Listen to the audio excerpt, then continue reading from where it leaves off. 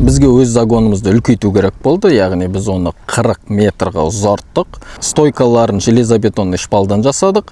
Енді шарбақты немен жабу сұрақ туындады, өйткені 200 штук брусқа бізге 600 мың керек болды. Ақшадай қиындау болды, қиыншылықтар туындап жатыр. Қазір мал сатылмай жатыр, облыстар жабық болып. Сондықтан біз шешімін шарнирный сеткадан таптық. Чабанка деген. Жай шарнирный сетка қарағанда оның клеткалары ортасындағы олар нақты жестко бекітілген узелмен. Оны орнату үшін оны полностью тарқатасыздар, сосын бір жақ шетіне брусты байлап, лебедкамен не трактормен кішкене натяг бересіздер.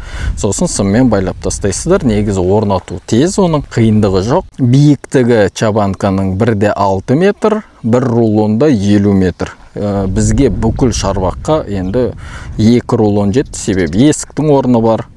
Сонымен қоса оны тартқанда ол ұзарама сондай бар, яғни көп жер жабады.